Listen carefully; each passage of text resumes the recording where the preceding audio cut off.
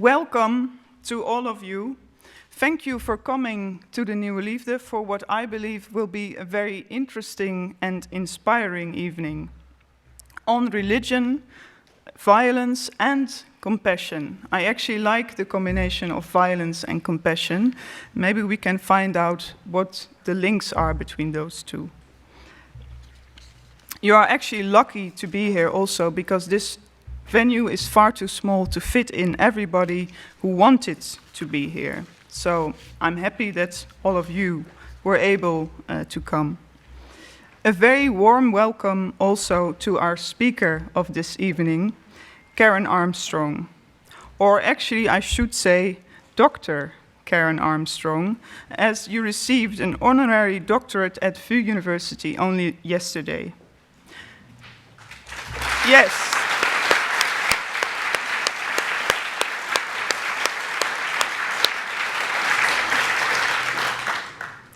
Now, as I've heard, you rocked the place. And actually, that's what doctors ought to do, I think, especially when their field of study is theology and religion. So yes, I am a theologian myself. My name is Janneke Stegeman. And full disclosure, because this is something I cannot hide anyway, I am an admirer of yours.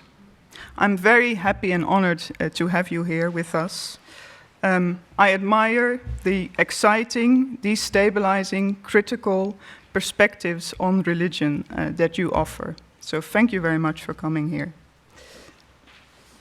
Professor Manuela Kalski, who's also with us, will further introduce Karen Armstrong. And after Karen's lecture, there's an opportunity, only brief, for you to ask some questions. We will then take a small break and then return for more on compassion. We have invited 3 pioneers of compassion in the Dutch context to share their experiences with us. I will further introduce them to you after the break. Manuela, can I invite you?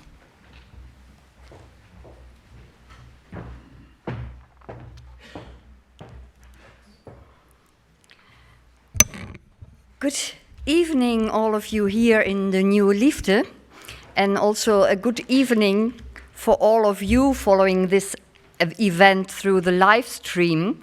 As Janneke already said, the tickets for tonight were sold out very quickly. Need I say more?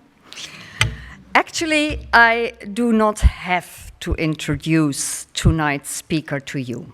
Many of you will have read at least one, if not several, of her books.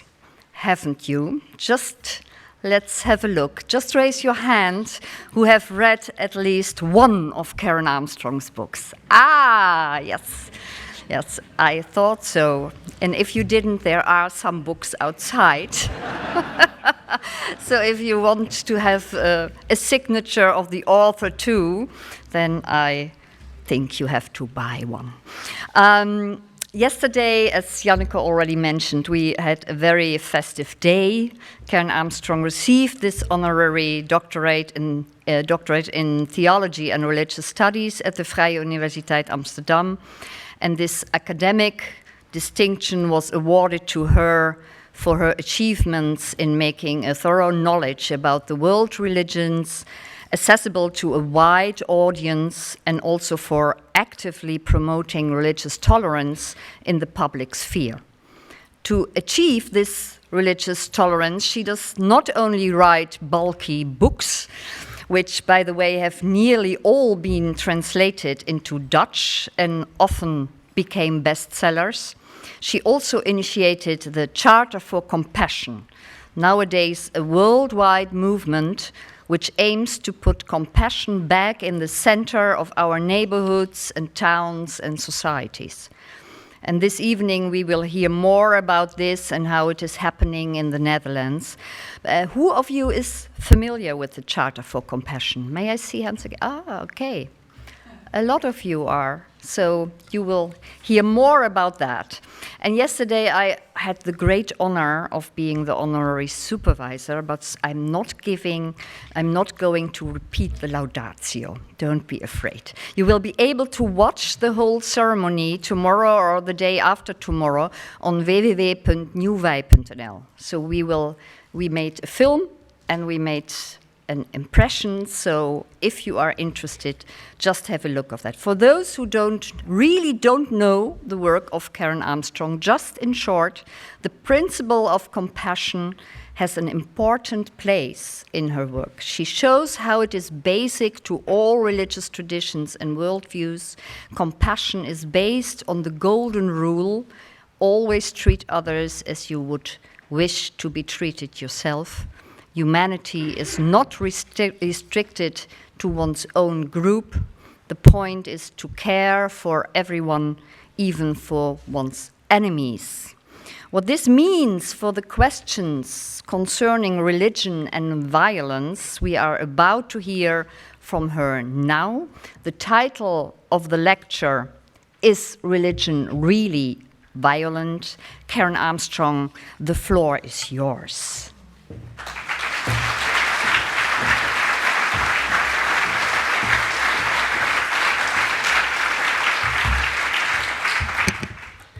Thank you. Thank you very much.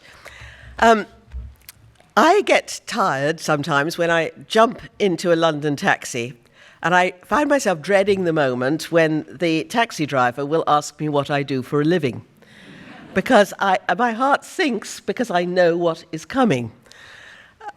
In a weird way, using the same form of words almost like a mantra every time, he will intone, religion has been the cause of all the major wars in history. And that's an extremely odd remark, because we know that the world wars were not fought for religion, but for secular nationalism. We know that terrorist experts tell us that whatever the motivation underlying a terrorist attack, whatever its ideology, terrorism is always inherently political. It's about changing the status quo, challenging the status quo, or forcing a government to adopt or to resist a particular policy. And historians of warfare tell us we never go to war for a single reason. There are always multiple pressures pushing us to go to war, because we go for territory, for cultural reasons, and most of all for economic reasons. The largest cause of war has been the competition for scarce resources. The economy, and in pre-modern society, warfare was essential to the economy. If the economy depended upon agriculture, the only way you could increase your gross national product was to get more agricultural land and more peasants to farm it. That meant you had to go against local aristocracies and take their land. And booty was also essential to the economy. Now, I'm not saying that religion has not been implicated in the events that we've been seeing recently in these last years since 9/11. Obviously, it's implicated, but it's never the whole reason. And we pride ourselves in the West, don't we, on being a rational society. We make great play of being children of the Enlightenment when reason came to the fore. So we must therefore look at our very dangerous situation at this moment in history rationally, taking all the ingredients of our struggle and problem into account. So we need to see these other aspects alongside religion. Otherwise, we are making, very often, as I think will become apparent as I go on, we're often making religion a scapegoat for some of our own misdeeds, especially in the past. We're not very good at history these days. Children don't learn it much in school. and that we don't really realize how one thing leads to another. The Hindus and the Buddhists call it karma. Your deeds in the past affect the present, live on. Now, one of our problems with this issue is that we in the West have developed a very peculiar view of religion. Nobody else in the world has anything like it. And it would have seemed very, very strange indeed to Europeans before about the 17th century. And that would be early. We see religion, don't we, as a essentially private quest, usually centering on some supernatural being or God, with a coherent system of beliefs and practices. Well, this isn't how other people see it at all. Most words that we translate religion from other languages almost invariably have a much wider frame of reference. In Arabic, din means a whole way of life. Not religion, but a whole way of life. Dharma in Sanskrit applies not just to religious matters, but also to such issues as legal, financial, economic, and political life too. In Judaism, there is no word for religion. And the word religion itself, religio, comes from the Latin. You would say, if you were an ancient Roman, religio mihi est. It's religious for me. But that could apply to an economic duty, a family duty, a business duty, as well as a duty towards the gods. People did not separate religion from other walks of life. It permeated everything. So trying, for example, to take religion out of politics, and I'll come back to this point, would be seen as difficult, as impossible, and also as undesirable as trying to take the gin out of the cocktail. The two were thoroughly commingled. Why? Because we're meaning-seeking creatures. We find it very difficult to go on with life unless we have we can inject our lives with some kind of significance. Otherwise, we can very easily fall into despair. And art and religion are ways we use to sort of cultivate within ourselves that despite our moribund existence, knowing that we are living with the grave ahead of us, and that life often seems utterly pointless, we create for ourselves structures of meaning that enable us to go on. So if religion as we now call it, permeated all aspects of life, it also permeated statecraft and warfare, just as it permeated household duties, domestic duties, and the like. But let's look at some of the good old chestnuts that we always come up with in these discussions. The Crusades, an obvious example. Here are the warriors of God going off to fight the infidel, and they strapped crosses onto their back, and even though Jesus had told his disciples to love their enemies, not to exterminate them, they descended upon the Muslim world with great ferocity. The Muslim world had never seen anything like it. But certainly there were a lot of religious passions of a very nefarious, weird sort mixed up in this. But the crusading leaders and the popes were very, very clear about their political objectives too. When Pope Urban II called the First Crusade in 1095 at the Council of Clermont in France, he made it quite clear that this was a political move. First, it was a move for the papacy to usurp the right of the kings to call people to war.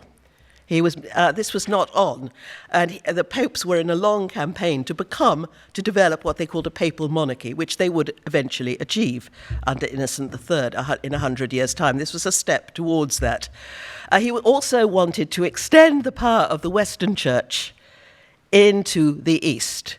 The Eastern Christians who would not accept the supremacy of the Pope and really saw the Western people at that stage as little more than barbarians, because after the fall of Rome, Europe was in a very, very sorry state. The Crusades were the first attempt of Europe fighting its way back onto the international scene. And the crusading leaders themselves, certainly they all believed in God and the righteousness of their cause, but they were quite blatant about their desire for property, for land in the East. Many of them were younger sons and had nothing to inherit over here. And they would carve out fiefdoms for themselves. One of the leaders, the most important, Bohemond of Sicily, left the crusade at the first opportunity in order to become Prince of Antioch and let the other crusaders go on. Now, finally, the first crusaders arrived in Jerusalem in July 1099 after a hellish journey. I must say, they were dying like flies. They were dying of sickness, disease, hunger. And they were half crazed, I think. Anyway, they fell on the city of Jerusalem with such ferocity that an onlooker said that in the Al-Aqsa Mosque, the blood came up to the knees of the horses. It was for 5 months later when they still not buried the bodies. Somebody came from Antioch to spend Christmas in Jerusalem, and the stench rising up from the city was simply appalling. Now, given that Jerusalem was the third holiest city in the Muslim world, people tend in the West to assume that Muslims are utterly addicted to jihad. This is their raison d'etre.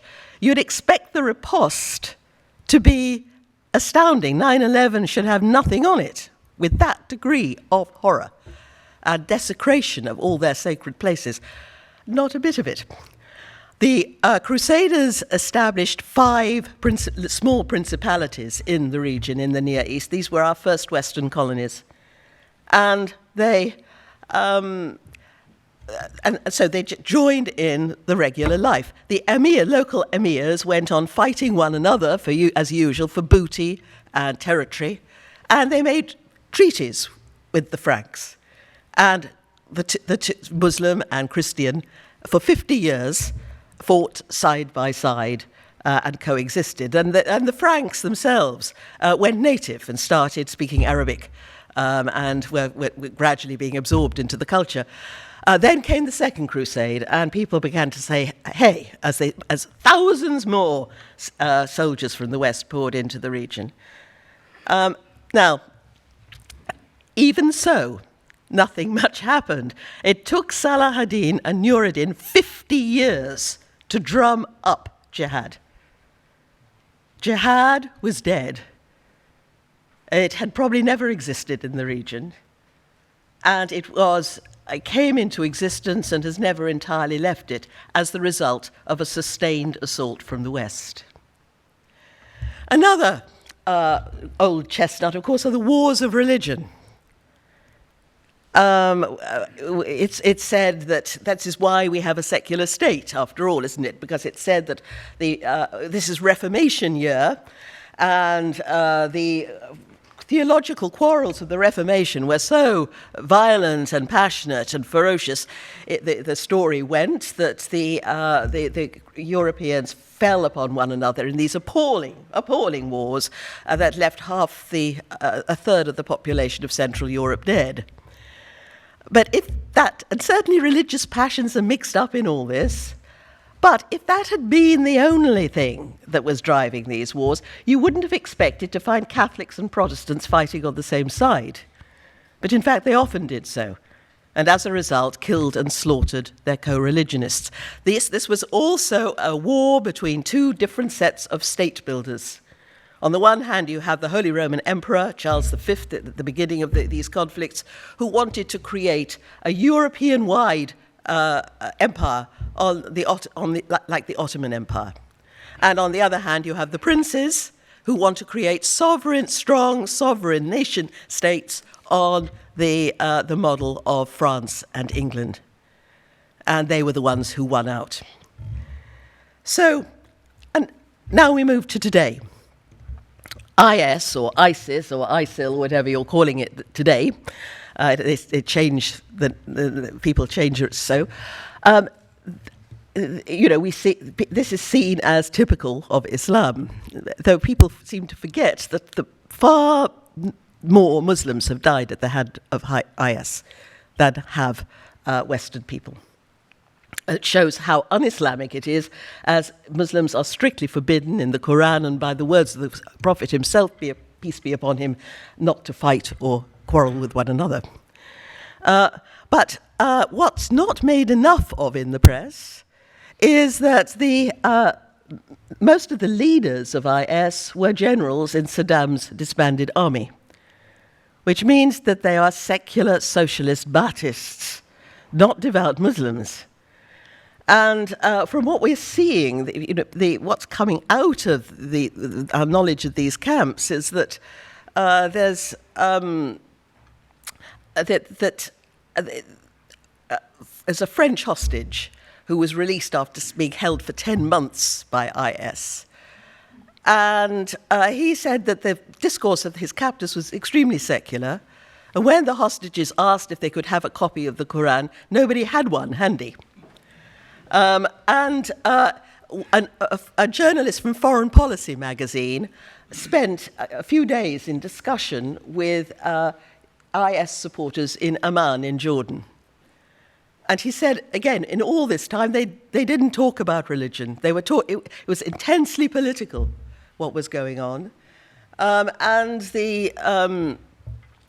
the telling thing was that none of them got up for the call to prayer. Now, in Amman, you cannot, it's not a question of, we didn't hear the call to prayer. It is deafening, if you've ever been to Amman. You have to stop your conversations and just keep silent, because it absolutely, I woke up in the middle of the night when the first dawn prayer came once, and I'd stupidly left my window open.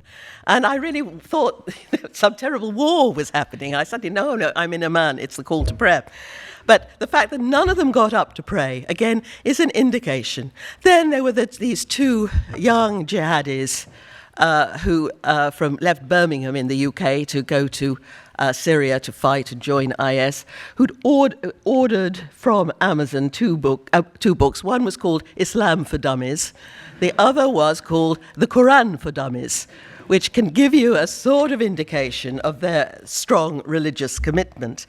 Now, certainly, there's a lot of religious hoo-ha here. And someone pointed out to me that what they're trying to do is dismantle the nation-states, corrupt nation-states set up by the colonialists, the British and the French, hold on to that fact, and replace it with something different. And they'll often start, in the name of Allah. And very much, I was talking to Tariq Ramadan about this, and very much they said, this is more, as we'd say in England, I don't know if we'd say it here, up yours.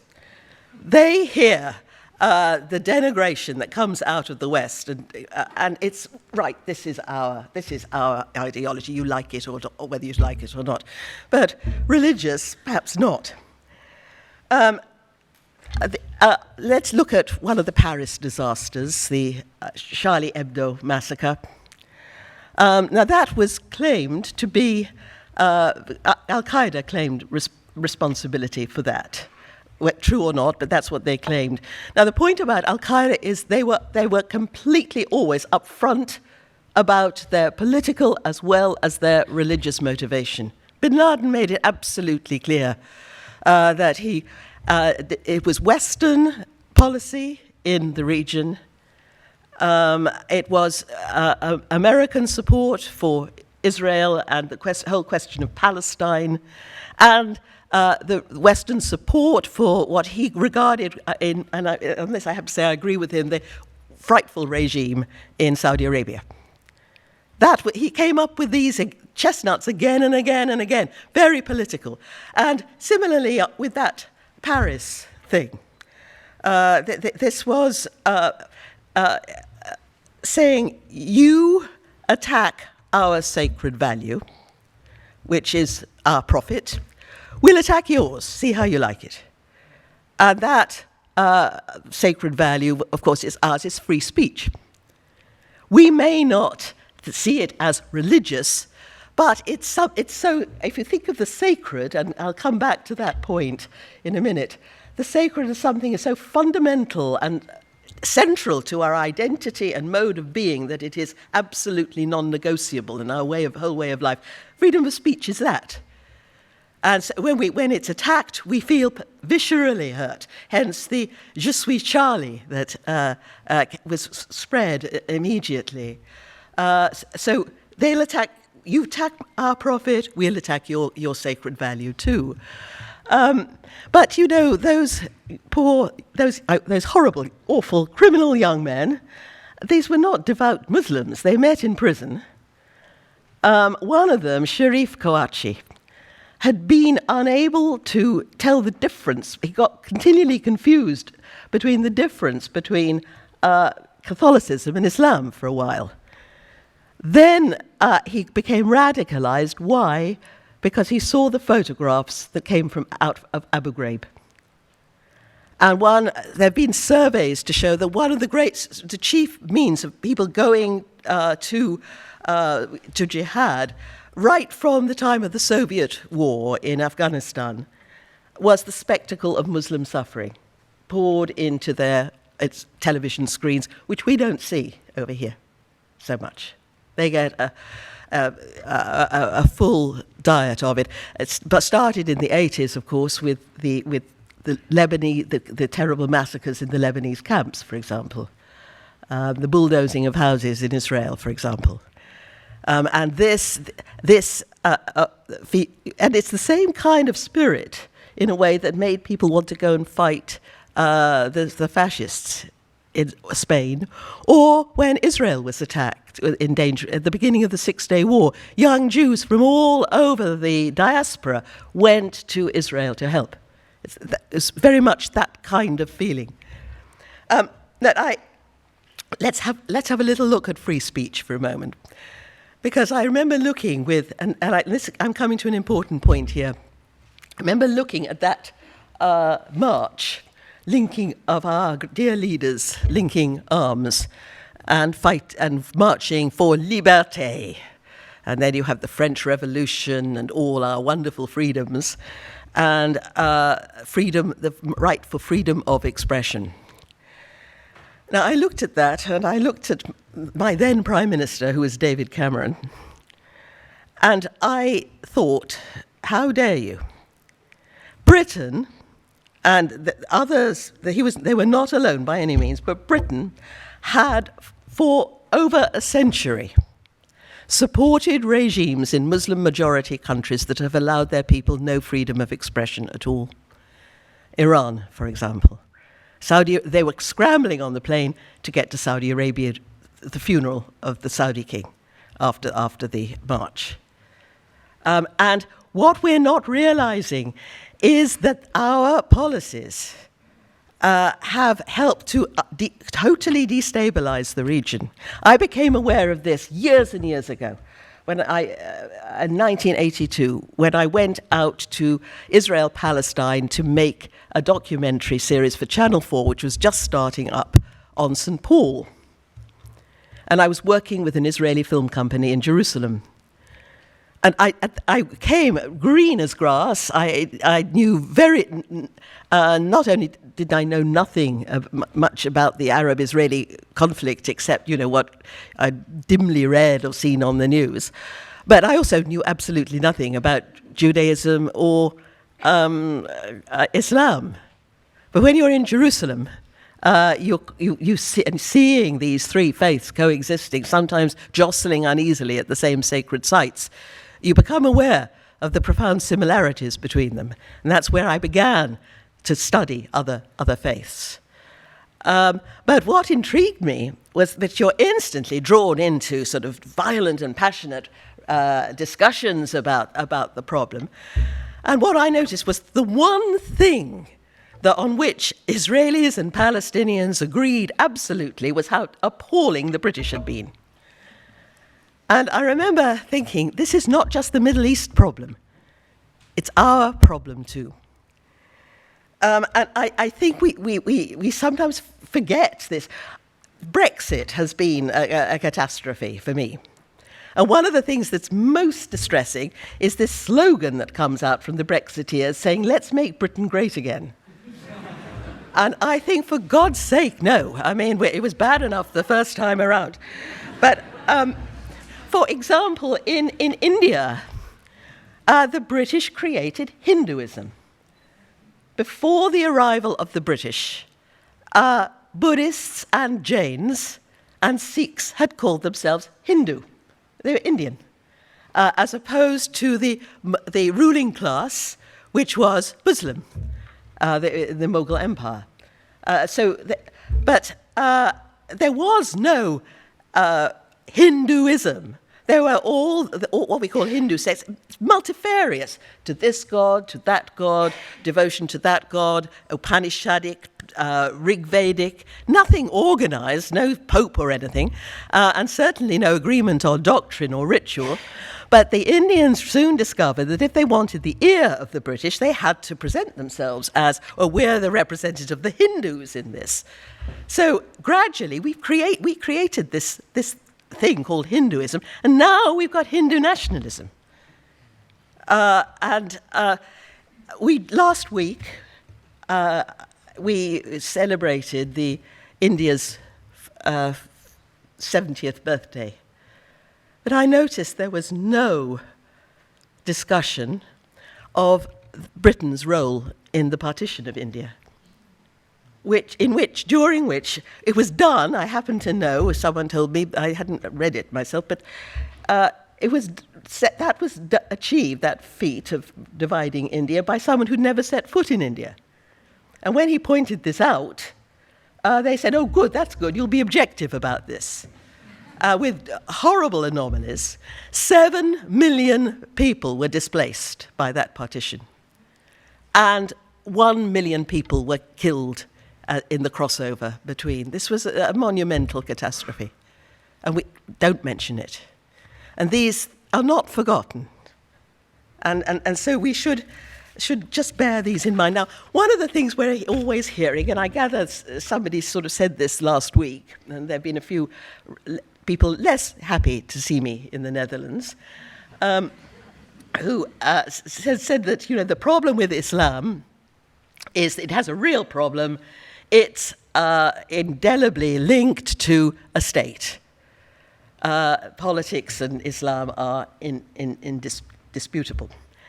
The secular state is an entirely new development. It's an entirely new development. Now, I'm quite happy in a secular state, but let's start thinking, because people are saying, well, have said to me several times since I've been here, what actually is the role of religion and theology these days, now that we're all so secular?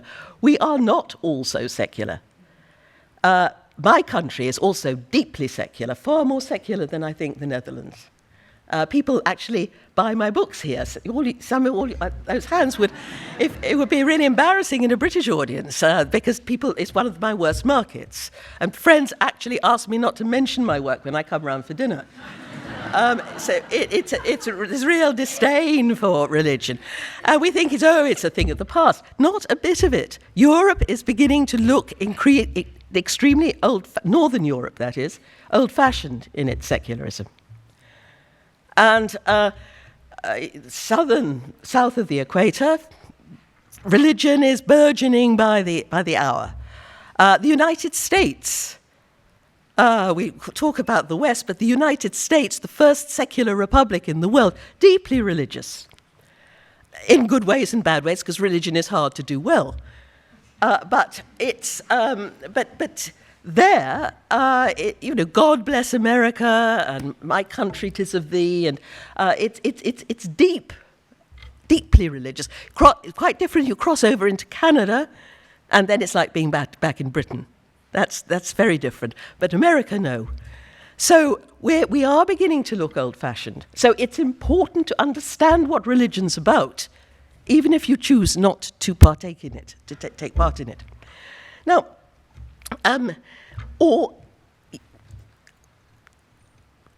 all the great leaders, we were talking about compassion earlier. We think about Confucius, one of the first people who, to articulate the golden rule, as far as we know it, he said it was the central thread that ran through all his teaching and that pulled it all together.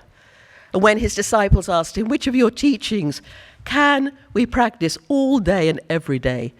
He said, shu, which means likening to the self. I.e., look into your own heart, discover what gives you pain, and then refuse under any circumstance to inflict that pain on anybody else. Do not impose on others what you yourself do not desire. And I wish the British had remembered that. Do not impose, all these rulers we've been supporting all these years. Do not impose on others what you yourself do not desire. But Confucius was a deeply political figure. He spent his life going around from one state to another to try to make a king accept this, because he said this is the only way people can live together. And these people were not, Hillel, Jesus, they were not operating in peaceful groves. They were living in societies like our own, where violence had reached an unprecedented crescendo, and they knew that they feared that people would we'd destroy each other. That's never been more true than it is today. The Golden Rule is now not just a nice idea, it's an urgent global imperative. And unless now we ensure that all peoples, whether we like it or not, like them or not, are treated as we would wish to be treated ourselves, the world is not going to be a viable place. Now, Jesus may have said, and this is always quoted, render unto Caesar the things that are Caesar, to gods the things that are gods. He was not advocating a secular state. We read this through the eyes of John Locke. That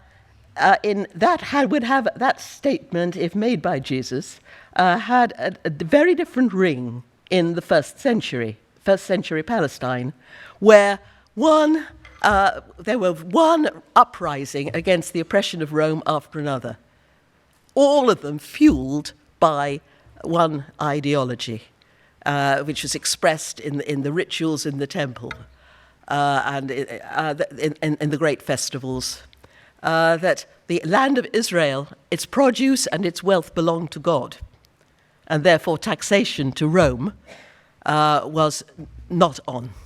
It was taking away from God.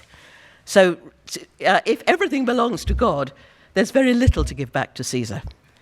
And if you notice, I always wondered why everyone applauded and thought this was so marvelous, because we're so used to the secular state. We thought, yeah, it's quite obvious. Not a bit of it.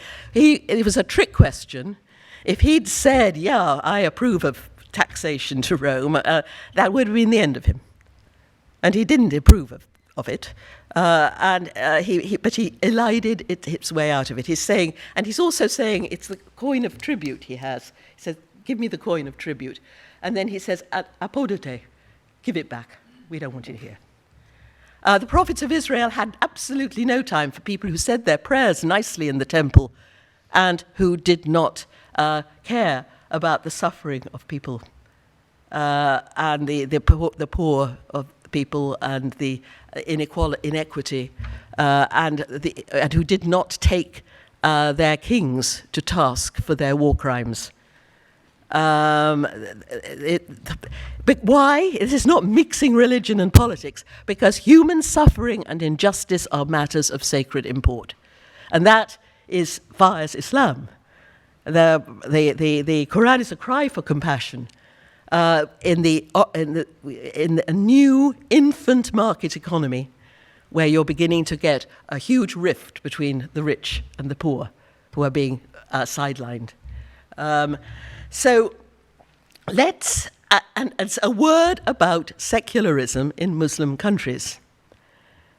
They have not experienced secularism in nice countries like the Netherlands or, dare I say it, Britain.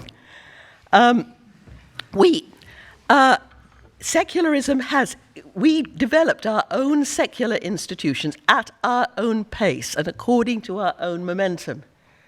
So they were not imposed upon us from outside as a foreign import, which had no bearings on people's lives. And it was imposed often very cruelly. The Shahs used to have their soldiers go through the streets with their bayonets, taking off the women's veils and ripping them to pieces in front of them in the street. In 1935, the Shah gave his soldiers orders to shoot at hundreds of unarmed demonstrators in one of the holiest shrines of Iran who were protesting peacefully against obligatory Western clothes. And hundreds of Iranians were killed that day. In Egypt, that's when the Muslim Brotherhood, some parts of it, not all, became radicalized, when Nasser slung thousands of them into prison without trial, and often for doing nothing more incriminating than handing out a few leaflets. There they languished in these really disgusting jails, and not surprisingly came out angry and radicalized. And now, you see, there's a great sigh of relief when Egypt, the Muslim Brotherhood are out, thank God, now we've got a nice secular state back again.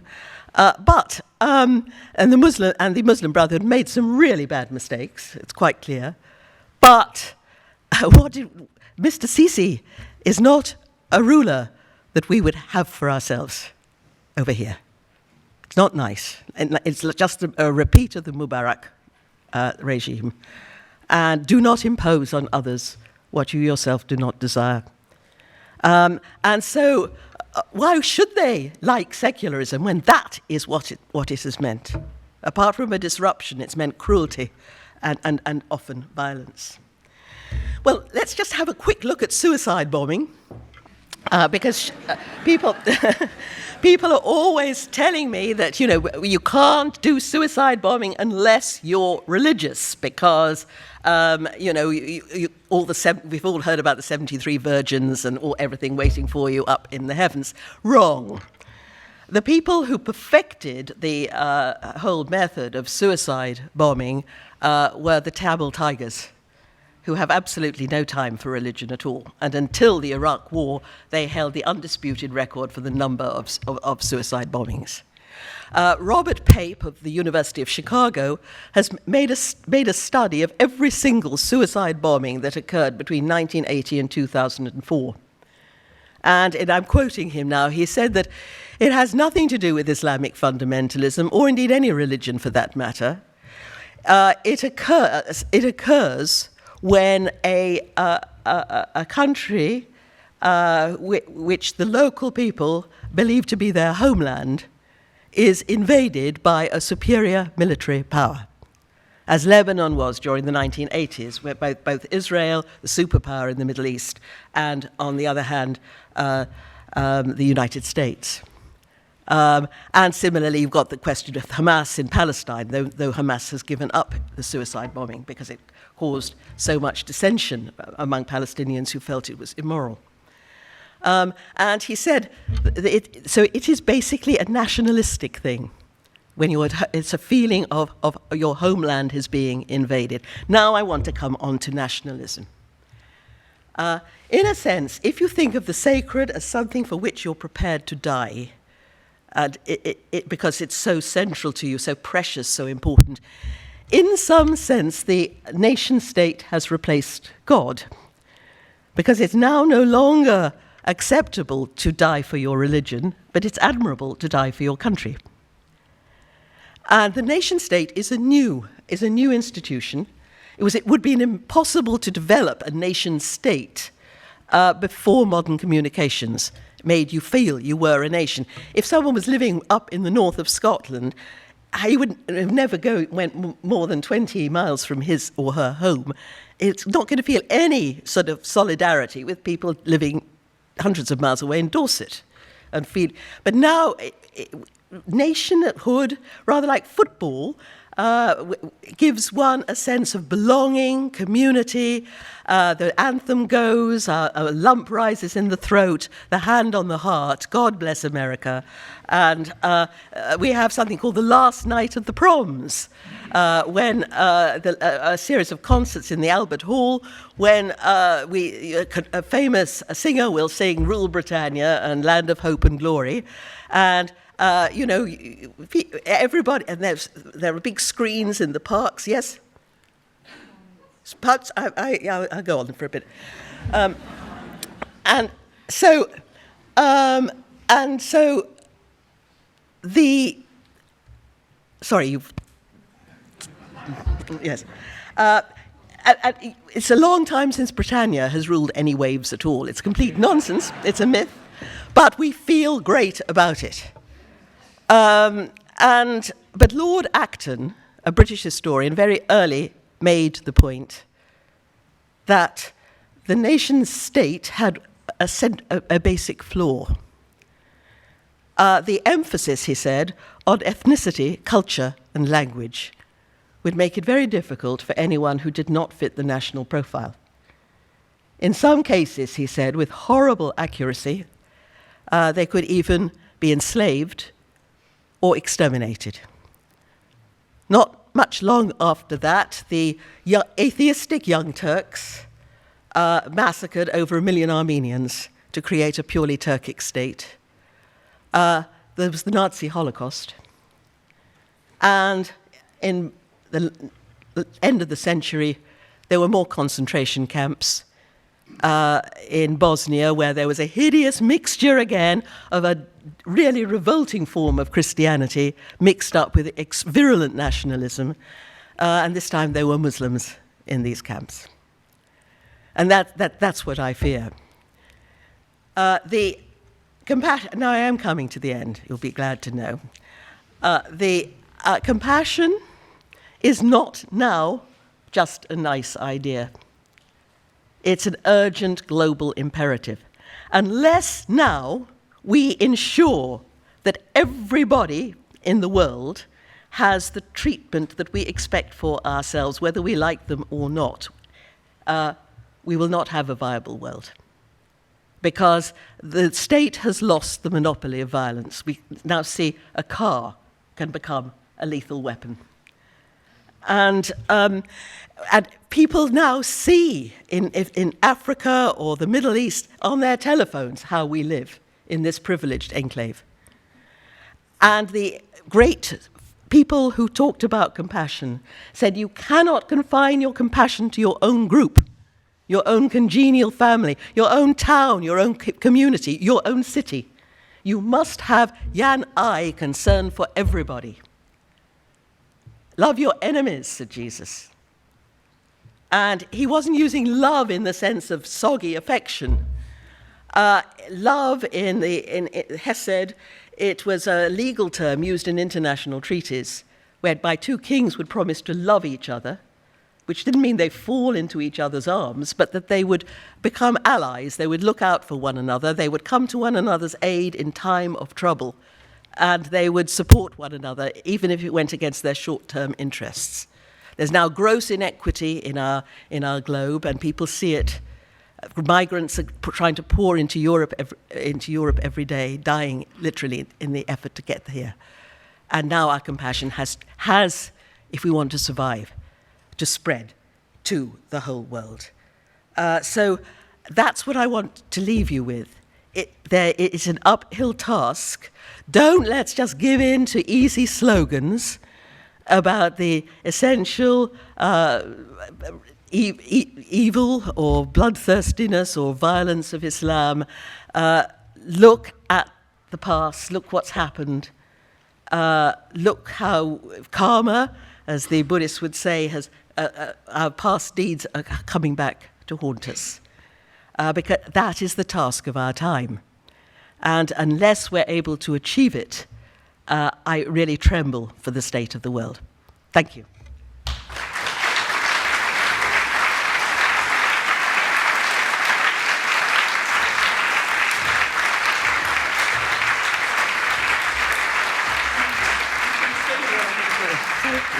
saying, yeah. Thank you so much for such a rich lecture. I really like that when you use the word compassion, it's actually fierce and powerful. And I think you're actually trying to seduce us to look at our, actually to change the perspective with which we look at the world, yes.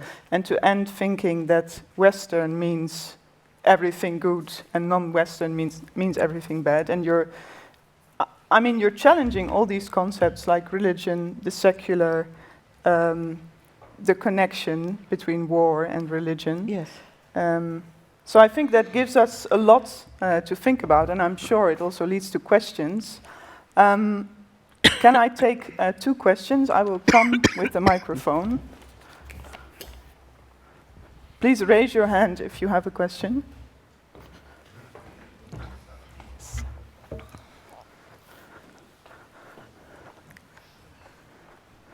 Yes, I will hold it.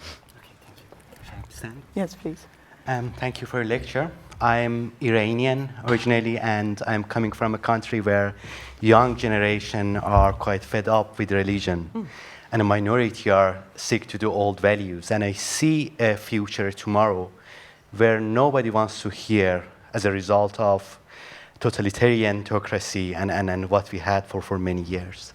How can we bring compassion to people who are not ready or who are fed up to hear anything about religion and faith?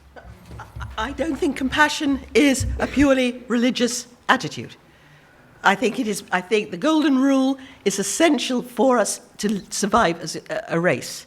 This is the only way that people can survive. And so I agree with you about Iran. I think it's the most secular country in the Middle East. And it's the revolution was a cry for justice, a sheer cry for justice. But of course, once you've got a state, then once religion becomes identified with the state, that's the problem. It becomes inevitably caught up in the whole machinery of government and violence and coercion, which every state has, even our dear secular Western countries. They're based on coercion, and these Middle Eastern states have come into being so quickly that it's very difficult. But I don't think that compassion is essentially a religious virtue. I don't belong to any religious faith. I was asked this morning what I was, and I said convalescent.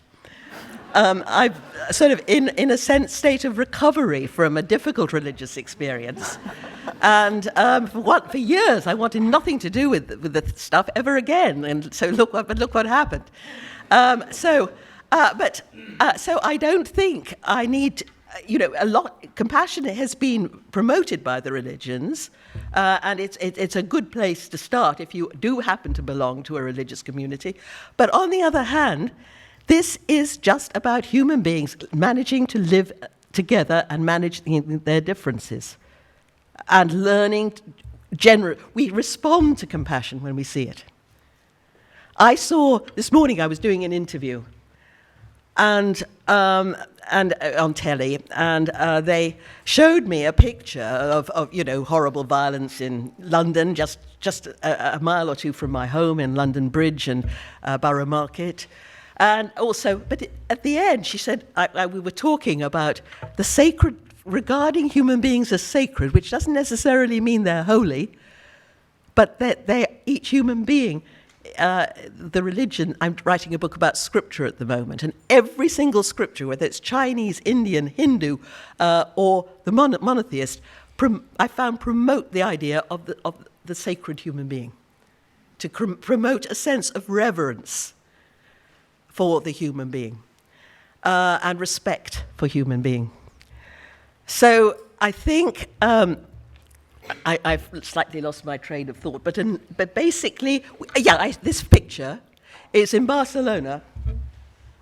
Some of you may have seen it, and there's a young middle-aged man who's just lost his son, and that his arm is round a mullah whose face is creased in pain and agony, and he's kissing the mullah's forehead. And that, when you look at that, whichever side you're on, you see something special. It's that sense of whatever divides us from one another, we must see each other as each person as a human being and special. And as the Hindus do, they bow when they meet one another to recognize the divinity that they're seeing in the other. And we should regard that there are moments like that when we see it, our hearts go. That's how it is, should be, to be a human being. So I don't think you need to be compassionate and religious to be compassionate. And I think, like me, if you've had an experience of religion that is anything but compassionate, then you still see that it's sacred. The Chinese said, it's in us. I'm sorry to interrupt you, but maybe we can take one more question before the break, because I know you can go on with more interesting things. There's one question over there.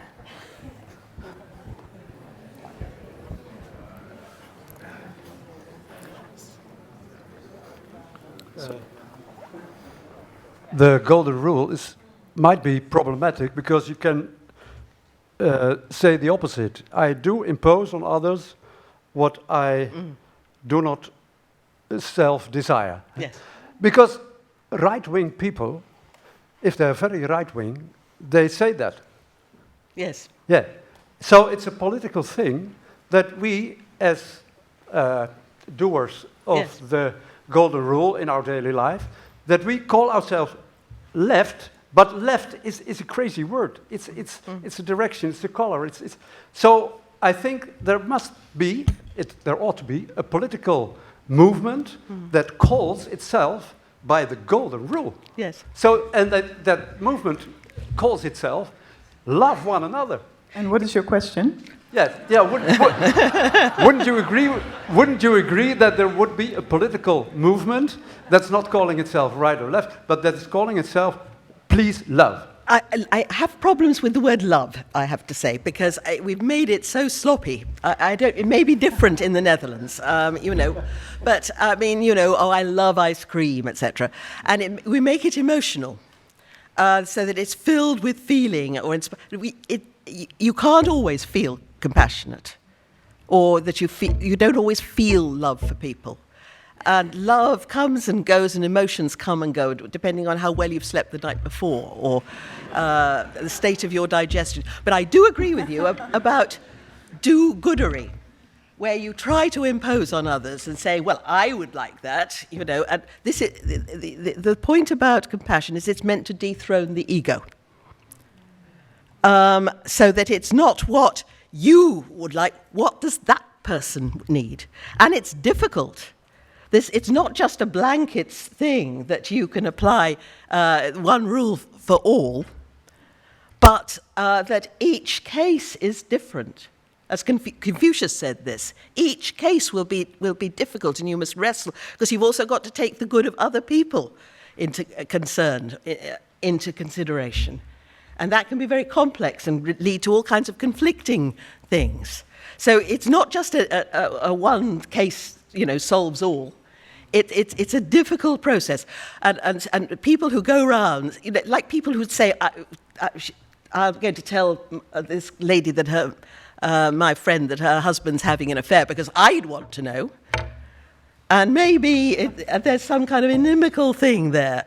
About wanting to see somebody's pain, or she's had, that you've got to be very respectful and realizing that the other is not an open book. We're all complicated beings. But I agree with you about right and left and these old tired things. I'm just wary of love.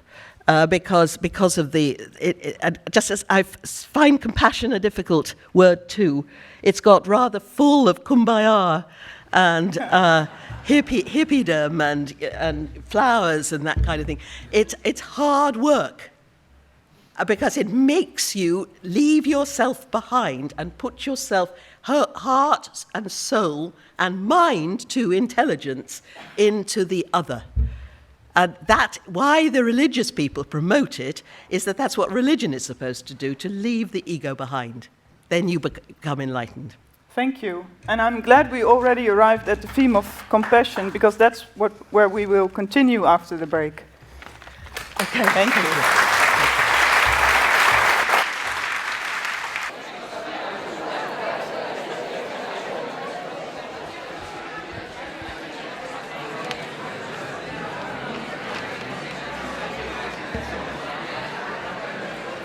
I would like to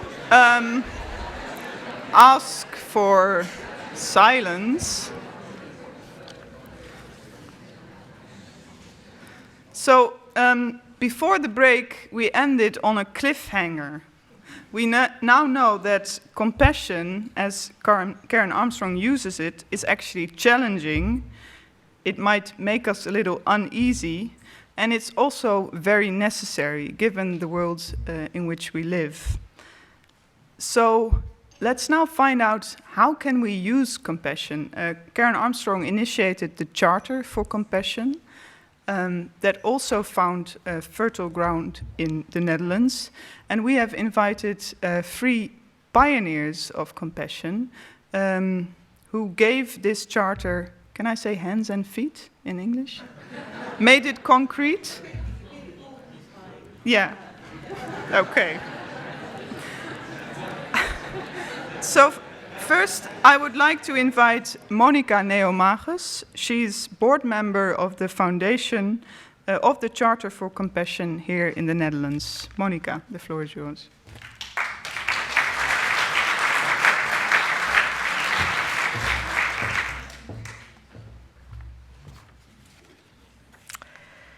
Now, a very good evening to all of you, and a special welcome again to you, Karen. It's good to see you here in Holland again. Once in a while we meet, and it's been a few years ago, so I'm happy to see you. Absolutely. And on behalf of the Foundation Charter for Compassion Netherlands, I also like to congratulate you with the honorary doctorate at VU University. And I also like to thank the organizers of this evening for the invitation and for the opportunity that they offer us to tell something about the history of the Charter for Compassion in Holland. And I'm happy that Salman Sana and Vera Bouwman will also speak here tonight about Compassion for Care and about Rotterdam Compassionate City. Now, the history of the Charter for Compassion in the Netherlands starts in November 2009 in the Moses and Aaron Church, which was then connected to the former Moses House. Karen Armstrong, the initiator of the Charter, supported by her Council of Conscience, and people from over more than 100 countries in the world, had by then just finished the Charter text, which calls upon all men and women to make compassion a clear, luminous, and dynamic force in our polarized world, because it is essential to human relationships and to a fulfilled humanity. And the staff of the Moses and Aaron Church, together with one of the co-writers of the Charter, Rabbi Abraham Soetendorp, organized the Dutch launch of the Charter that was visited by more than 400 people. And from that moment on, the Charter inspired so many people in our country to start or to take part in concrete activities. For instance, Reverend Ad Alblas, he managed to make the mayor and the city council of Leiden sign the Charter for Compassion in 2009. And until today, there is still an active compassion group in Leiden. And they were even asked to advise the mayor in a difficult issue concerning a former prisoner and his position in the local community. The municipality of Groningen financially supported a 3-year compassion campaign between 2011 and 2014 with activities at schools, courses on mindfulness and compassion, a diversity day where people of different cultures could meet and eat. And last year, Mayor Abu Taleb of the city of Rotterdam signed the charter. And Vera Bouwman will tell you more about the way the charter got connected to their program, We Society. And next to all these city activities, there were courses on compassion based on Karen Armstrong's book, 12 Steps to a Compassionate Life. There was a concert for compassion organized by students of the Hogeschool van Amsterdam. There was the launch of the Children's Charter with TEDx Youth. Several books on compassion were published. And there was a website, All Alone, to make compassionate acts of so many people visible, because they are there, I can assure you.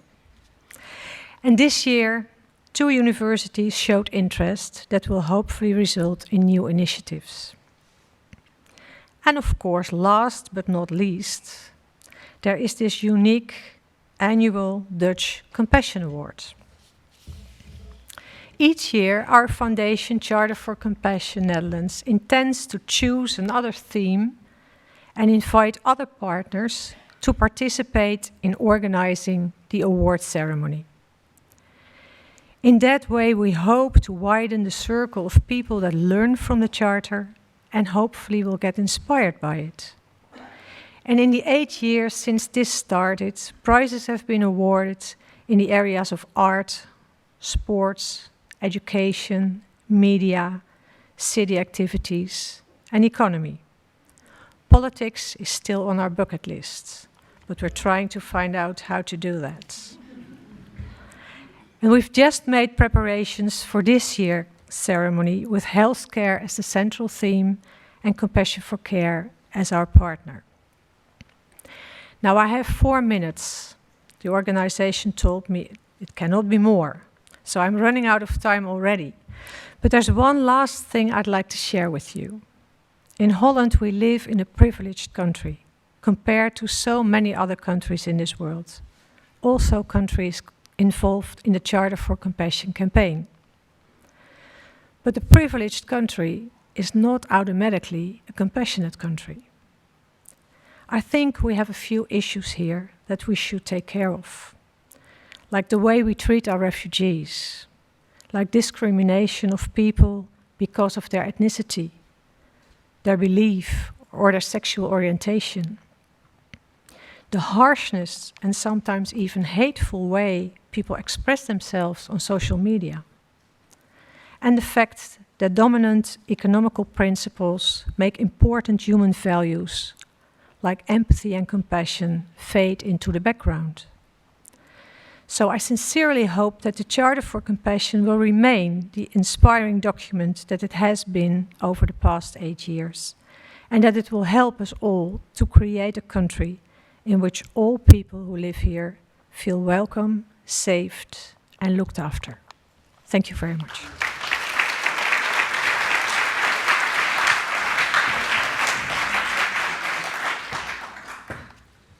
Thank you very much, Monica. I'm going to challenge you a little bit with one small question, and I would like to ask you to answer in only one sentence, because I'm the timekeeper and it's always a difficult job.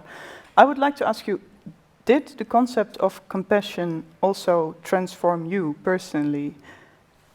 And if so, can you say something about it? I put that part in it and then I took it out again because I thought I have 4 minutes, so I'll just leave it out. And now here it is. There's no escape. No. Well, the thing is that I don't know if it makes you a better person, because it's really a struggle, as Karen says. And what really helped me is the notion of compassion. So every time I get into a difficult situation and I think I don't like this person at all, and I don't want to see him or her for the rest of my life anymore, and I don't want to be compassionate at all, I get thrown back because of all the things that have been said about it, and the fact that you know that you have to practice it each day and every day. So maybe it changed me a little, but I think it's up to others to judge that. Thank you. So I'd like to think now that we all have a little Karen Armstrong sitting on our left shoulder. telling us to be compassionate, but maybe you don't like that yourself. Anyway. Next is Salman Sana. I will introduce him as a change catalyst, which I think is that sounds like a wonderful thing. And the change that he's trying to create takes place in healthcare. You're welcome.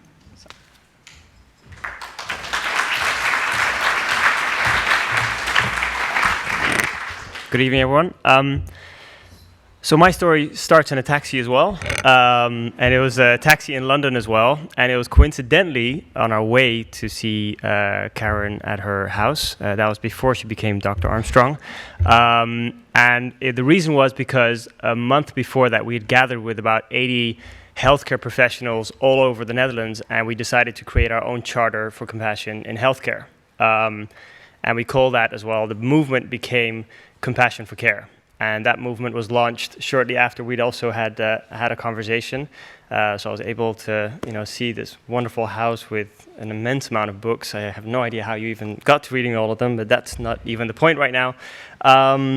And what we were doing in healthcare and then was actually inspired by the Charter for Compassion, which is how do we find a way to cultivate compassion in a sector which is becoming much more strained, where I used to be a med student myself, and I've decided to take a different path, which I'll shortly explain in a second. But what I realized was that a lot of the friends and colleagues that I had, that there was a high number of burnout, and actually the biggest irony is that those that are trying to take care of other people, right, okay. I thought you were asking me to go louder. I was like, No, but those that should be taking care of other people are not taking care of themselves. So the basic principle of self-compassion and how that needs to start there. So we started in different ways within Compassion for Care to find a way to create a bit of a movement within the Netherlands and even further. And me personally, I also got a chance to work in a healthcare institute up north of the Netherlands to see how can I cultivate compassion in different departments. About 2 years ago, I took a step away from the actual foundation, and I continued on with the work with that as a basic principle. But what was also mentioned is in healthcare, whenever I came to people and said, hey, let's cultivate compassion, let's find a way to actually ingrain it into the system, it came with a lot of resistance as well. So what I personally figured out, but also working together with many wonderful people, is that the way maybe is to ask particular questions to get people thinking about it. And it doesn't mean you have to mention the term compassion. It can be about getting people to think about topics that are related to it. So for that, I have 5 questions to ask you all. So either remember them or just keep it in mind, but I'll ask it, I'll pause for a few seconds just to think about it. These 5 questions, I've kind of realized, help create a bit of a change movement, which I think is sorely needed. The first question is, if I were to ask you who you are, without your name, your title, your religious background, where you come from, or where you were born, what would your answer be? Who are you without all those other things? That's the first question. The second question is, taking in mind what you're doing at this moment in your life, why did you ever start, and why are you doing it today? So if you're studying or working in any profession, or you're studying a particular direction, why did you ever start, and why are you doing it today? The third question is my favorite one, and it's not particularly, I don't want to see this as the violent one, but I kind of see this as what is it that makes you upset, angry, frustrated, the thing that when you come back home, at the end of the day you think, this needs to change. What is that? And it can be work-related, it can be life-related. The fourth question is, what is the thing that gives you hope, that gives you energy, that throughout your working day, so I'm not talking about the cup of coffee in the morning, and I'm not talking about the bubble bath in the evening, I'm talking about in the midst and the grind of the day, what is it that really gives you the energy to continue? And the last thing is, if you were to be very honest with yourself, and if you can see what kind of influence you can have and the power that you can have as an individual, what is something small or large that you would like to change? By asking those 5 questions, what I realized for myself individually as well, which was that if I were to become very honest, that I can find a way that there's something that I can change in my environment that can help create one which is nourishing, which is good for other people, but most especially that's good for myself. Thank you very much.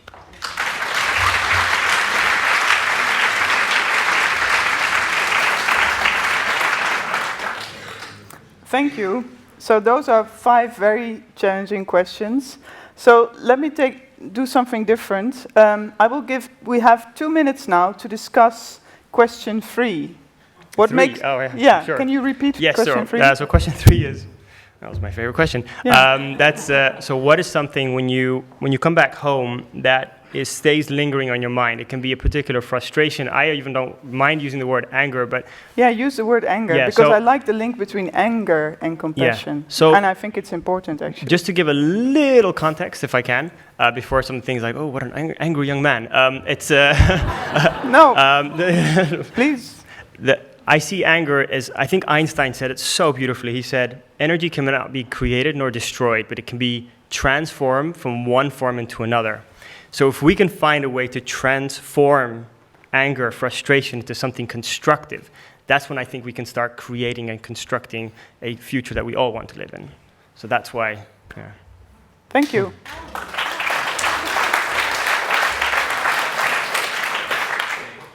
Okay, go ahead. 2 minutes to exchange. Huh? In pairs maybe, or 3, whatever you want. Leuk.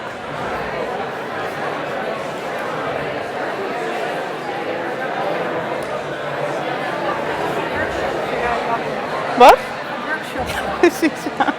Altijd leuk, toch?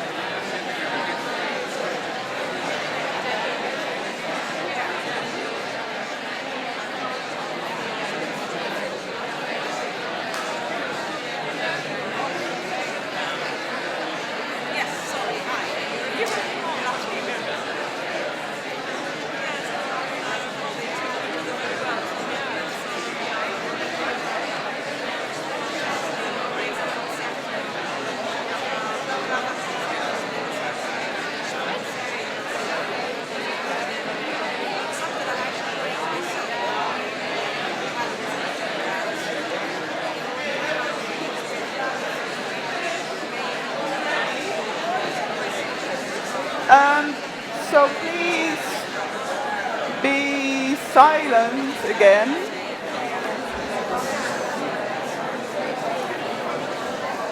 Also in the back. Thank you. I would like to hear some very brief responses. What makes you angry? Yes.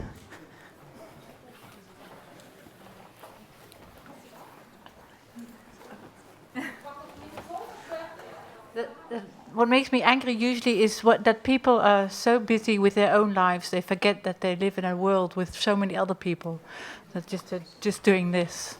Thank you. There's also a microphone upstairs. I don't know the proper English expression, but maybe Karen can help me.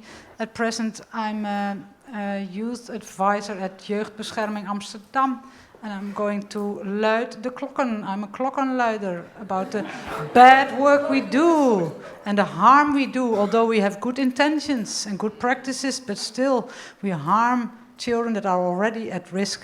We harm their parents who don't know anything better than they try to do to make the children happy, but they do it the wrong way. And instead of helping them, we make it worse. And I'm part of it. My hands are dirty, but I've had enough, and this needs to be changed. And I'm going to be very loud and open, and I'm very happy to get the opportunity here to say it out loud. And I can scream and cry about it.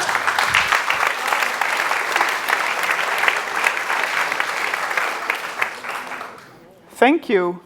One last brief comment. I'm so angry and frustrated because the struggle for life is so hard for everyone, and that's the reason why we don't see other persons, because we are all in our own world, struggling to stay above the water, and that makes me angry. Why should it be that way? Thank you.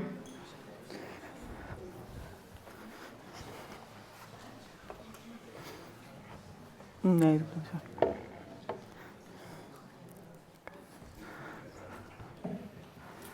So hold on to your anger for a while. Don't let it go yet, because we haven't finished yet. Our last contributor is Vera Bouwman. She works in the city of Rotterdam, where... do you know the city of Rotterdam? Yes, good. Where Ahmed Abu Taleb is the mayor, and he's trying to create what he calls a we society in Rotterdam, and I think Vera has a very important role in that. So please, come and tell us.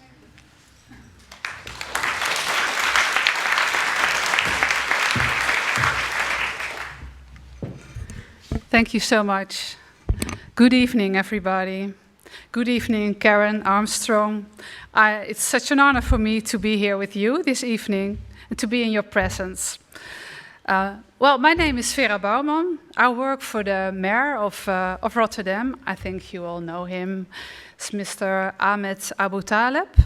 Our mayor has ideas about our society, about society where every member has her or his own place and feels welcome, despite religion, background, lifestyle, conviction, sexual orientation, and so on. In this we society concept and ideal, we invest every day of the week. We invest in connections between people, between organizations. We intervene in conflicts between groups. We try to counter polarization, if harmful, in many ways.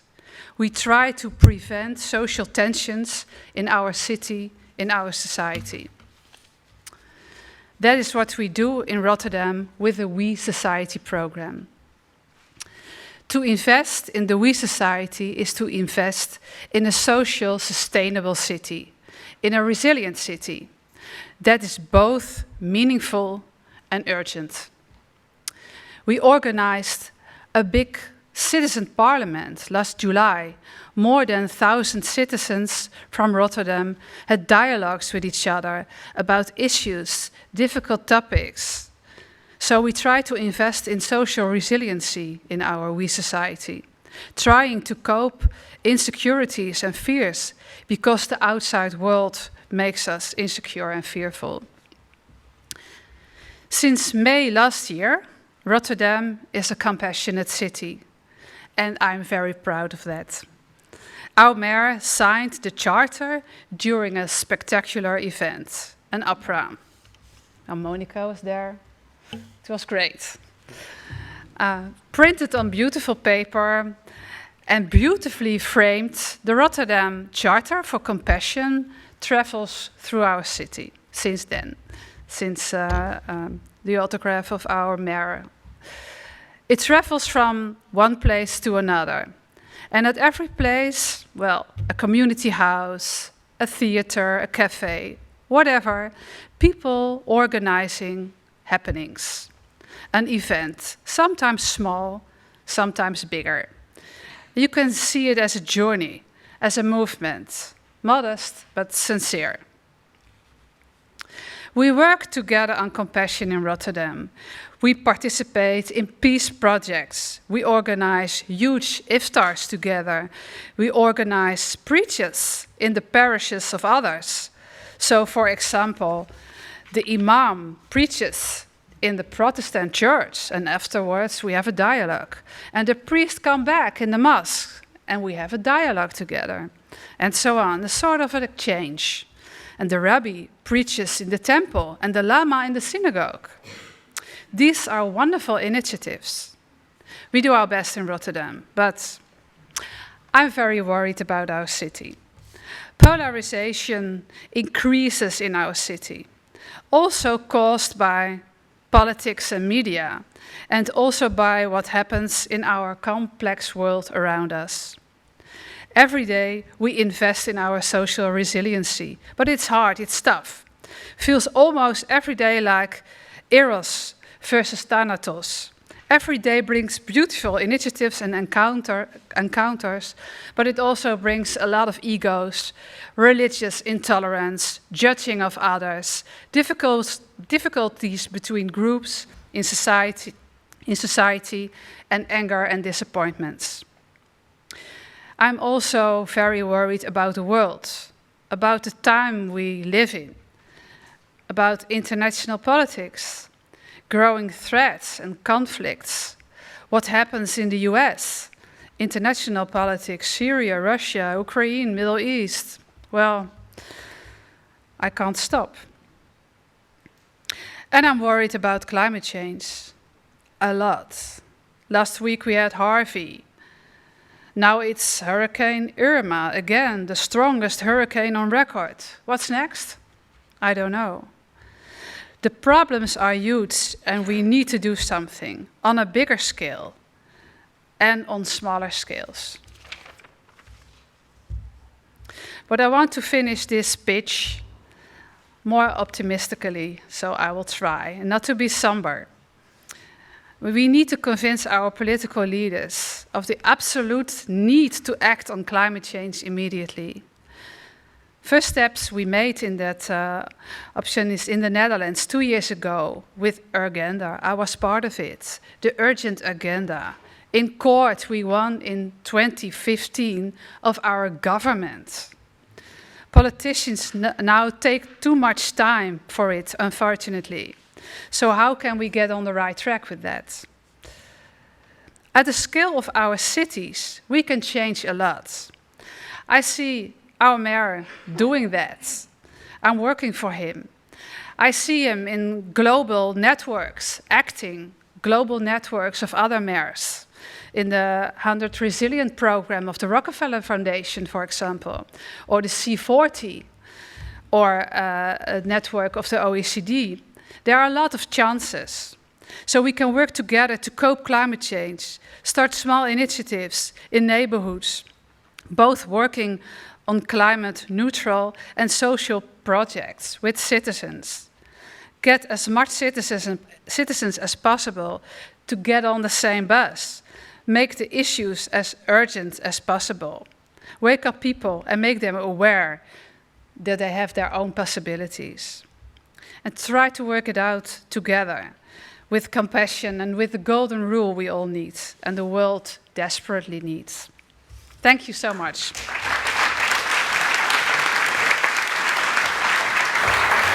Je mag gaan zitten.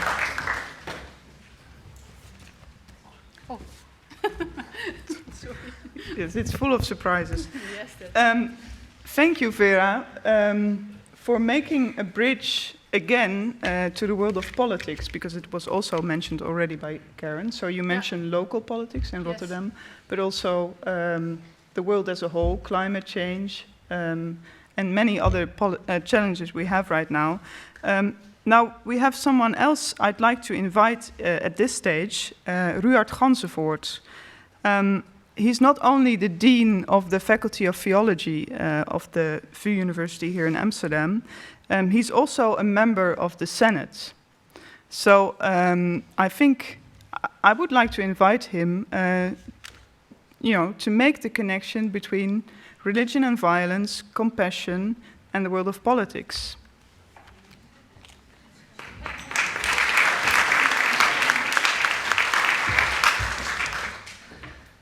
Thank you so much. As a scholar of religion myself and as a politician, you can understand why I'm so intrigued by the topic and by the evening, and also by the contributions by the three of you, working on how to build a compassionate society, how to make the world of care and anger a more compassionate one, and also how to make this work on the level of politics. And probably mayors are doing a better job than national politicians. Yeah. because they're living on the real concrete issues. But for me, spirituality and politics are not two completely different worlds. Spirituality and politics both dream about how life could be, how the world could be, rather than only see the world as it is. At the same time, as a preacher by heart probably, and also in my own biography, I'm really close to the plea for compassion that I hear from you, that I hear from Karen. And at the same time, as a scholar, I'm a little bit, I don't know.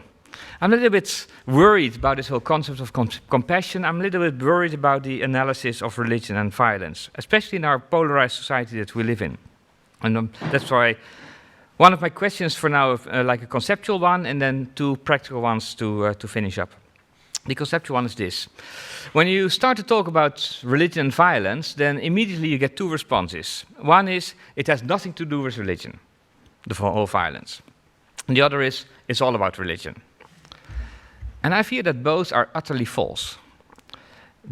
Or let me put it, I think both are utterly right, actually, at the same time.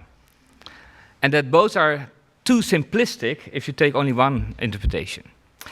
And in our discussions about this, it's very easy to say, well, if everybody says it's all about Islam, then it's very easy to fall into this pitfall of saying, well, it's not really about Islam, it's about politics, it's about nation states and all that. And I think that's true, but at the same time, it's not a coincidence that it gets this religious garment, that it gets this religious shape in the way how it presents itself. And at that point, I would have one conceptual question for Karen to challenge her, to understand her better. It seems the way you present it also tonight, that you say, well, it's not really about religion, because it's all these other factors involved, at least as well.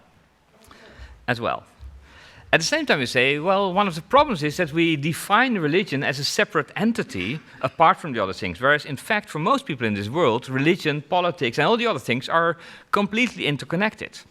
Now, if that's the case, then we should not be surprised that the religious garment, the religious shape, is precisely how this all plays out, and how the political and the economic conflicts take on a religious shape, partly because as soon as you turn it into a religious conflict, you cannot ask for compromise anymore. As long as it's just about resources, we can compromise, a little bit more, a little bit less. But as soon as we turn it into a religious principle, that we have to fight for this sacred value or for that, then it's really hard to get into a compromise. So my question is the preacher, Karen, that I highly admire, in stating that we should not overstate the religious dimension, maybe sometimes in the way of the analyst, Karen Armstrong, that says it's both and. And that would be my question on the more conceptual level. Shouldn't we, and that's the link to the practical question, rather than asking, is it because of religion, or is it in spite of religion, acknowledge that this ambivalence of the sacred makes religion the most beautiful cultural power that we have and the most vicious one at the same time. And that our key issue, our key challenge, and that's also my political question, our key challenge is how can we transform this tendency, this destructive tendency that's part of our humanness and therefore also part of our religion, transform this destructive tendency into a constructive one. And that's for me where the word compassion functions. Compassion is indeed not a soft, friendly one. It's the willingness to be disturbed by the other. The willingness to accept that the other is part of our life and that Syria is part of the Netherlands and the other way around. That we are all just in one big world. And that's where our challenge starts. That's not a conceptual, philosophical, theological question. That's a very practical question. How do we transform our negative tendencies into constructive ones? Secondly, most of what we've talked about, I think you were the exception for tonight, is taking compassion as mostly an interhuman issue. We humans have to find a way of living with one another. Probably the creatures that have suffered most from humans are not only humans, but are also the other species. Isn't it time to broaden the concept of compassion to an interspecies form of compassion? What would it mean if we understand that we are not living here on this world only with other humans and we have to find a way of living with one another, but to understand that maybe we shouldn't do to a chicken what we didn't want to do to ourselves? Thank you.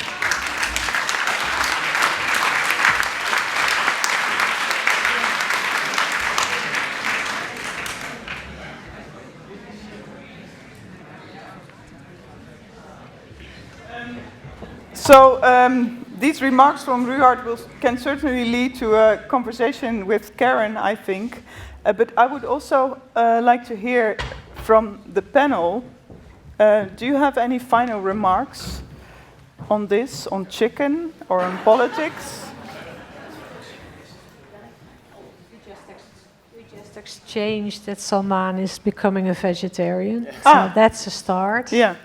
I stopped eating meat a long time ago, but I still eat fish, and that's the same problem.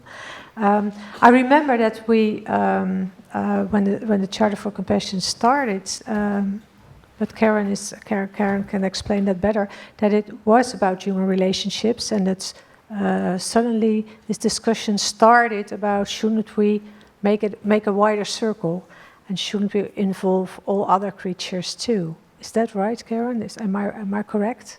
Sort of, yes.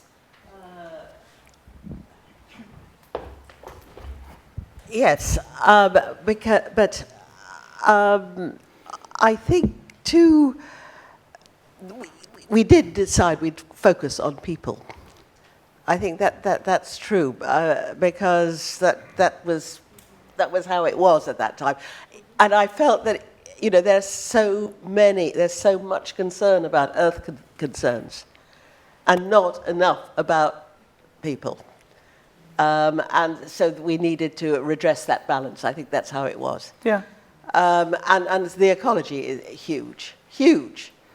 And it's being a part of the subject of my next book on scripture. Good. Yeah. But but we've got to deal with this question of hatred that exists of other people in our society, in our societies, and the rest of the world. I'm not in this, you see, because I'm filled with love and peace. I'm not a joyous, peaceful soul. I'm a most anxious, even angry person, and a distressed person. And I came to this not because I'm filled with concern, but because I'm filled with dread. For me, the turning point for me was the Salman Rushdie conflict. Now, some of you may not even have been born at that time, but I remember sitting in my sitting room, surrounded by the Sunday papers. And, of course, the fatwa was appalling. No question about it. But I hated the way that the great and the good of the British literary and philosophical establishment segued from that to an out-and-out denunciation of Islam as a violent, and I'm quoting, bloodthirsty, evil religion. And I remember thinking that day, we've learned nothing since the 1930s. This was how Hitler began, with the media campaign of hate that acclimatized people to thinking in this way. And that was the afternoon I sent faxed, that shows how long ago this was, faxed a proposal to write a biography of the Prophet. Because I said that my own people don't know about the Prophet. This was the subject of Rushdie's book. And to put... and everyone said to me, ha, they won't like it, these Muslims, a Western woman writing about their religion. But it was Muslims that took it up. And I think, you see, it's whatever field we're in. I think that's where we can't take, or each individual can't take on the whole gamut of things, or we'll just finish ourselves off. We've got to work in, as you've done brilliantly with the healthcare thing and made that, because that's a major, major thing in our society. So can I ask you to come up the stage, okay, because I think people would also like to help her, don't they? Yeah, yes, of course. So we have a few minutes left to wrap up this evening. So I would like to hear a response from you to the three people here, and then maybe also to Ruard.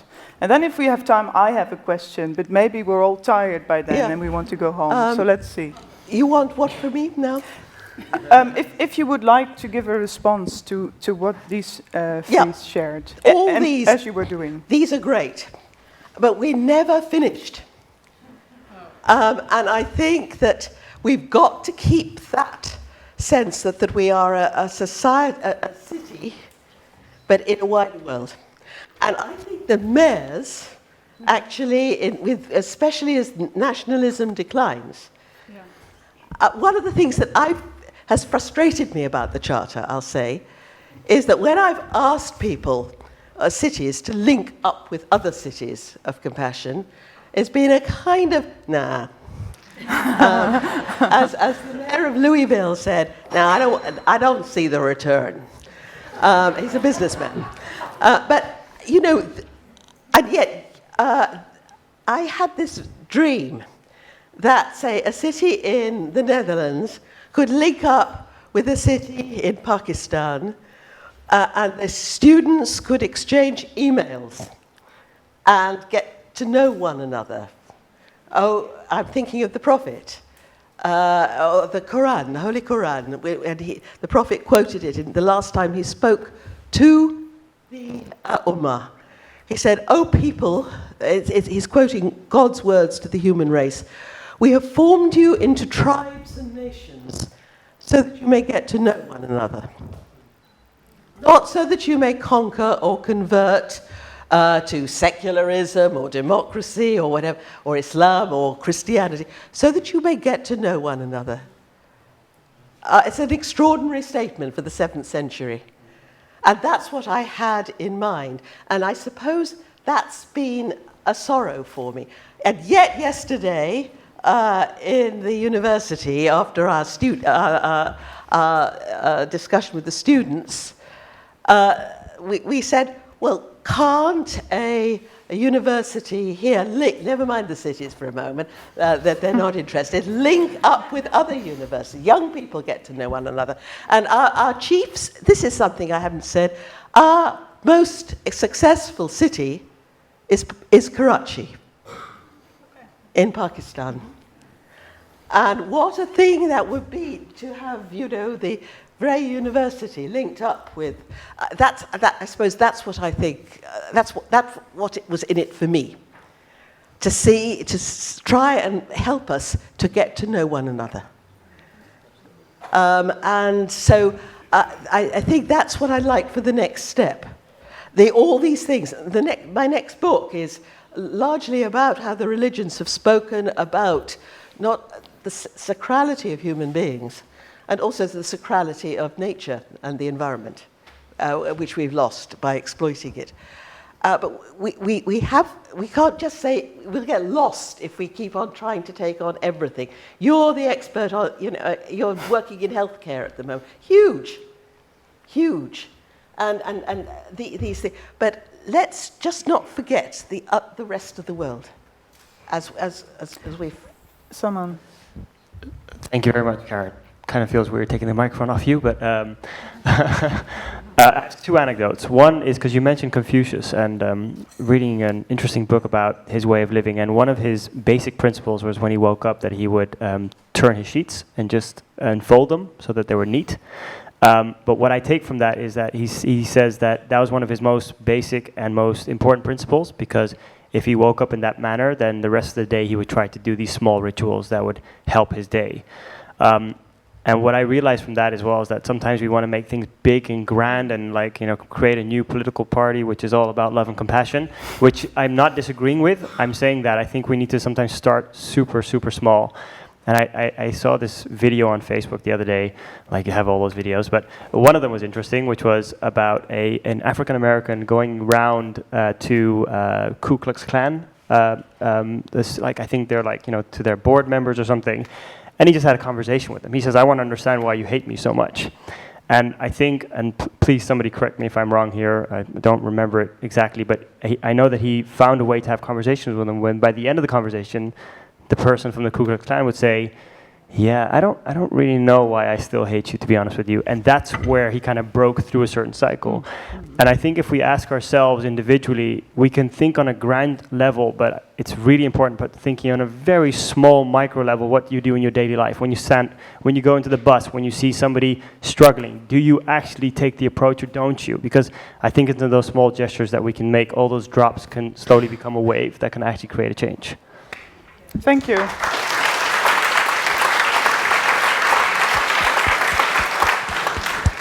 Karen, can I ask you one last question, Sure. and then that's it.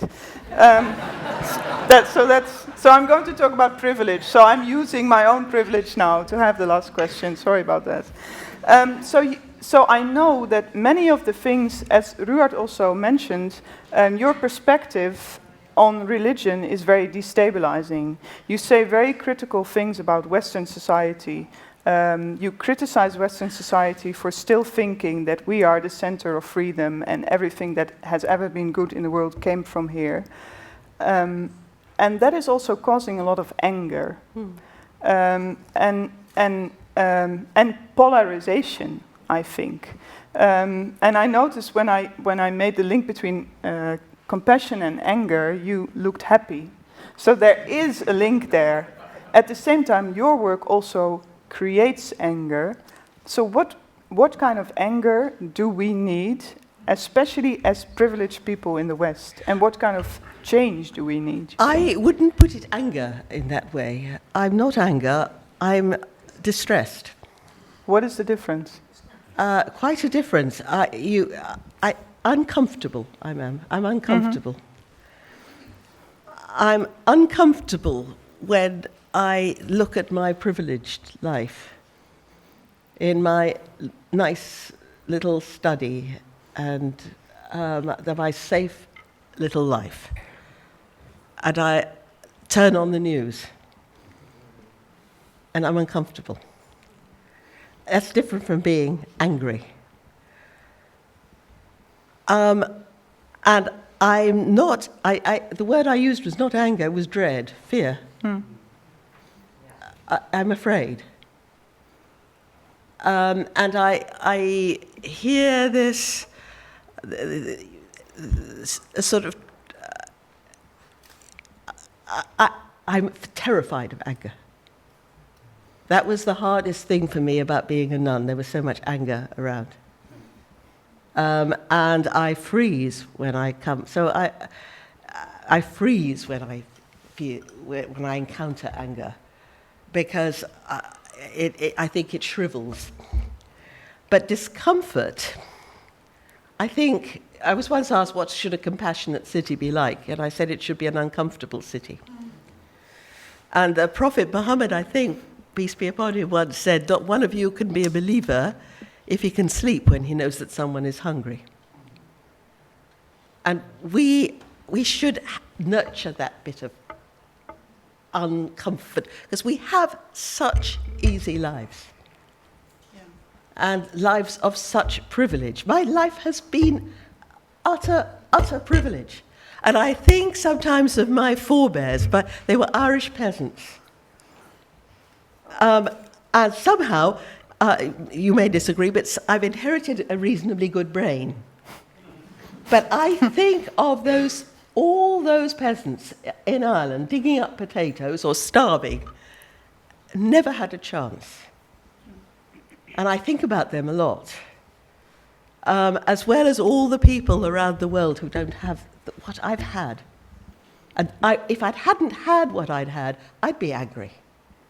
And I'd be, if I were looking at a movie when I'm in Africa or in Somalia, and saw the way we live, I'd be angry. But I have no right to be angry. I have no right to be angry at all. I have just a sense that I've been given so much, and there must therefore it must be given back. But the key, you see, I see discomfort not as something that gnaws away at you. And this sounds corny. I'm about to say something. It sounds like something you might find in one of those cards, but I see it as the bit of sand in the oyster shell that makes the pearl. That it's something that gnaws away at you and doesn't let you rest, and worries you, and doesn't allow yourself to sink into a sort of complacency, I think. And that's what makes people act. Anger, I think, just paralyzes people, as it paralyzes me. There's a lot of anger in my childhood, And I used to just go white and froze, like a rabbit caught in the headlights, and I still do. But discomfort, I think, and not something that gnaws away. And guilt is a guilt. Mm-hmm. Guilt is an ego trip. Mm-hmm. You know, oh, I'm such a terrible person. You know, give us a break. You know, it makes me important again. But discomfort, when we have so much, we should remember. That's all. Thank you. Yeah. So I think we may have different experiences with anger, but I very much agree with you in this context.